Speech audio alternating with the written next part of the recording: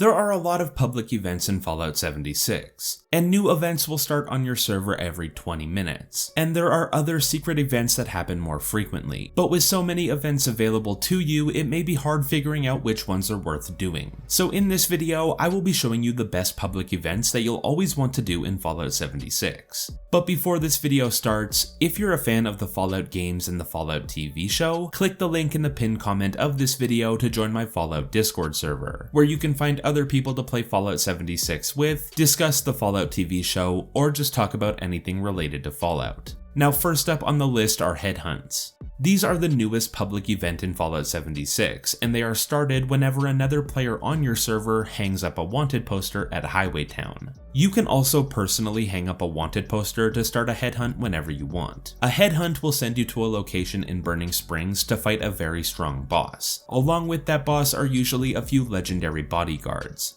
The reason that you'll want to do these events whenever they happen is because of the amount of rewards that you'll get from them.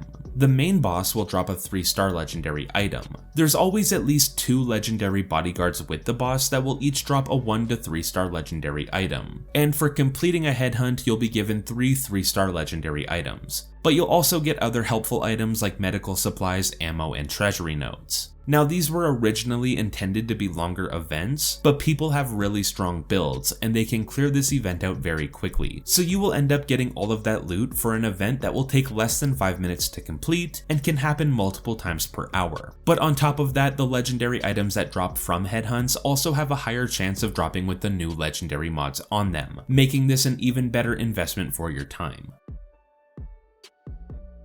The next event that you won't want to miss are Mutated events. These will only happen during a Mutated event weekend, which do happen pretty often. Mutated public events will happen at the top of every hour, so 1 PM, then 2 PM, then 3 PM, and so on. These events are upgraded versions of the normal events that are in the game, but mutated public events will have tougher enemies at them that will have mutations, which will add new perks to them. They are very easy to complete, but the reason that you'll want to be doing these is because they give extra rewards, like more experience, more caps, more legendary script, and you will get a mutated party pack for every mutated public event that you complete. Inside of these, you'll find crafting resources, consumables, unique legendary weapons, and sometimes rare plans that can be very valuable. The next event that I highly suggest doing every time that they pop up are the Nuke events. Now these will only happen when someone on your server launches a nuke at a specific area.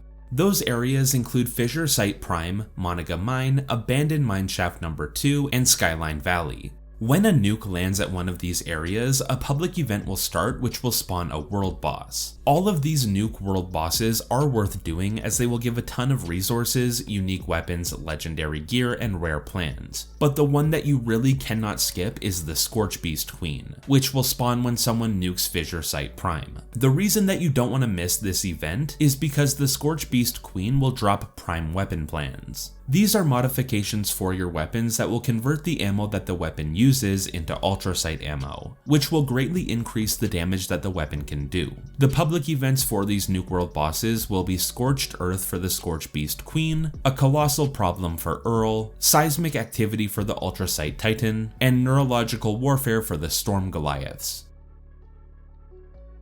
The next event on the list are Enclave events. Now before these will even pop up for you, you'll need to complete the main storyline of Fallout 76 and join the Enclave. After you do this, you'll want to open up your map and then expand the event list. And in this list, you'll find new events, but we will be looking for the Enclave events. There are 3 versions of this event, but we only really want to do 2 of them, which will be Bots on Parade and Dropped Connection. The reason that we want to do these events is for the Enclave plasma rifles and the mods for them. These are very strong weapons and mods, and they can be used to make some of the best builds in the game, but they are also very valuable and can be sold to other players for a lot. The Dropped Connection event will have a chance to give you a pre-crafted Enclave plasma rifle, and the Bots on Parade event will have a chance to give you pre-crafted Enclave plasma rifle mods. They are rare, but you will get them from these events, so make sure you're doing them as often as you can.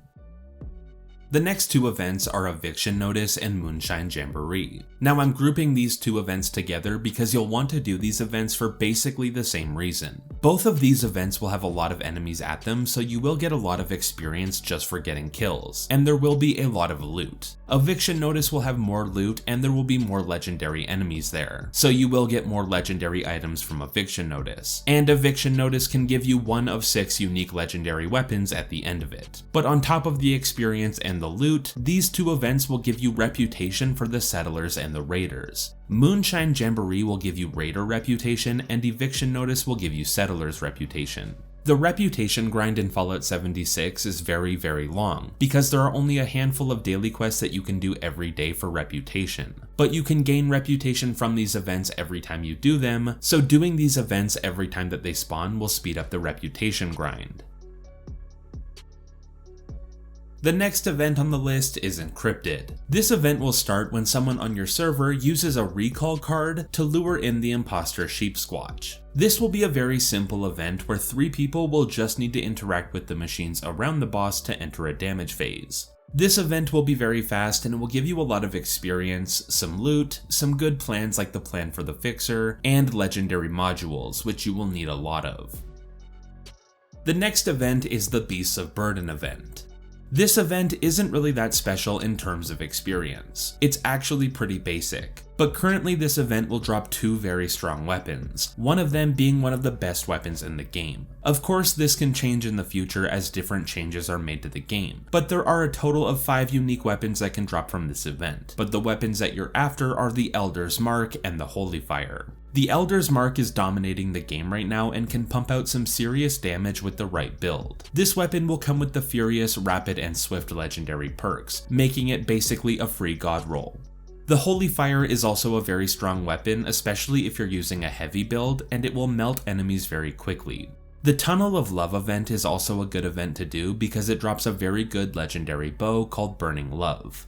Bows are doing very well this season, but the grind to get the compound bow will take a while. So doing the Tunnel of Love event to get the Burning Love bow is a good entry point for your bow build. And during the Tunnel of Love event you'll get Nuke points which you can use to buy Nuka-Cola themed camp plans and weapons. But once you have the weapons that you want from these events, you really don't need to keep doing them unless you want to do it for experience, or to get those weapons to sell at your camp.